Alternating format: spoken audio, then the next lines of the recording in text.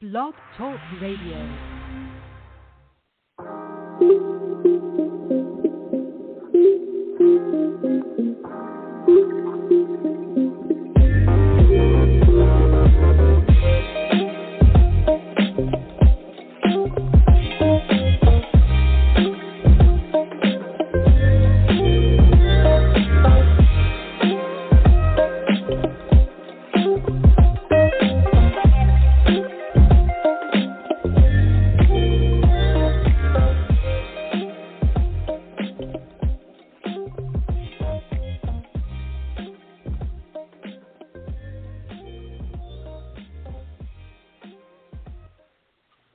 Hello and welcome to another episode of the Stress is Stressing Me Out podcast.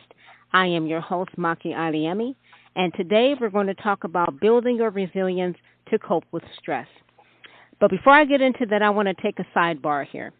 I want to thank all my listeners, both new and regulars. I thank you for downloading the podcast and listening. I hope the topics we have covered have helped you, if not you, someone you know. I still would like to hear from you, the listener. If you have a topic of concern you think I should cover, please send an email to sismo1875@gmail.com. Again, I thank you. Today's devotional will be coming from the book of Exodus 40, verses 34 through 38. And it says, "The cloud of the Lord was over the tabernacle by day, and fire was in the cloud by night, in the sight of all the Israelites during all their travels." And the title of this devotion is Through Thick and Thin. On January 28, 1986, the U.S. Space Shuttle Challenger broke apart 73 seconds after takeoff. And I remember that happening. I was in elementary school, and they brought a TV in for all of us kids to watch it. And the first teacher was going to go into space. Her name was Krista McCullough. In a speech of comfort to the nation, President Reagan quoted from the poem High Flight, in which John Gillespie Magee, a World War II pilot, had written of the high, ultrapassed sanctity of space, and the sense of putting out his hand to touch the face of God. Although we can't literally touch God's face, we sometimes experience a stunning sunset or a place of meditation in nature that gives us an overwhelming sense that He is near. Some people call these moments thin places. The barrier separating heaven and earth seems to grow a little thinner. God feels a little closer. The Israelites may have experienced a thin place as they sensed the nearness of God in the desert wilderness. God provided a pillar of cloud by day and a pillar of fire by night to lead them through the desert. When they were staying in the camp, the glory of the Lord filled the tabernacle. Throughout all their travels, they knew God was with them. As we enjoy the incredible beauty of God's creation, we grow conscious that He is present everywhere. As we talk with Him in prayer, listen to Him, and read the Scriptures, we can enjoy fellowship with Him anytime, anywhere. I think this devotional is so beautiful. And it is true. You can go outside or in any place of nature, and you can see God there. When you see a rainbow after a rainstorm, or when the sun rises in the morning, or when the sun sets in the evening. Or I can tell it by looking at the different kind of animals we have, the genetics that go through that flows through the animal community. Us as a people, we are all different. And so I like this devotional. Speaking of that God is everywhere. And how many of you have a place of meditation? Maybe outside, you may have woods behind your house where you like to go and sit under a tree and just be. Or a park that is, a very beautiful park in your area where you like to go and you just like to, close your eyes and just, focus on yourself and, enjoy and take in nature. So I really enjoy that.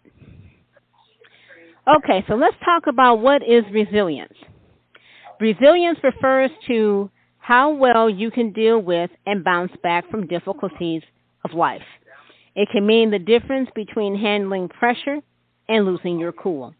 Resilient people tend to maintain a more positive outlook and cope with stress more effectively. Resilience can be natural, or behaviors can also be learned. There are techniques that you can focus on in order to foster your own resilience. There are 9. Number 1, finding a sense of purpose. This is more than just a cliche or a dream that will be fulfilled. This is actually a tool for happier, better, healthier life that too few people attempt to use. In the face of a crisis and tragedy, finding a sense of purpose can play an important role in your recovery.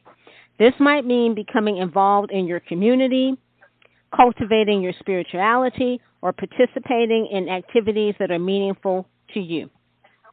Number 2, believe in your abilities. Have confidence in your own abilities. This can help you cope with stress in your life and how to respond and deal with it. It builds resilience. Listen for negative comments in your head. When you hear them, practice replacing them with positive ones, such as, I can do this. Number 3, develop a strong network. I spoke of this in the last podcast about the mistakes that women make that can cause burnout. Women going it alone. Have people you can confide in. You share your feelings, get support, receive positive feedback, and come up with positive solutions to your problems. Number 4, embrace change. Learning to be more adaptable will equip you to respond to a crisis. Highly resilient individuals are able to adapt and thrive. Number 5, be optimistic. Staying optimistic can be difficult, but maintaining a hopeful outlook is an important part of resiliency. Remain hopeful and positive about a brighter future ahead. I gave you the first 5, so there are 4 more, and I will cover the next 4 after the break.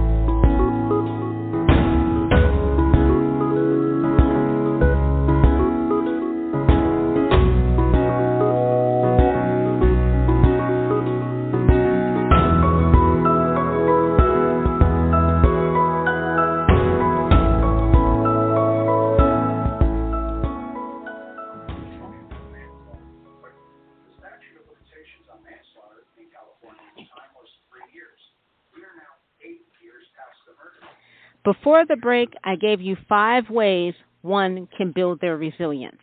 So let's continue with the next 4. Number 6, nurture yourself. When we are stressed, we tend to neglect our own needs. Make time for activities that you enjoy. Number 7, establishing goals. Take a step back to simply assess what is before you. Brainstorm possible solutions and then break them down into manageable steps. Number 8, take action.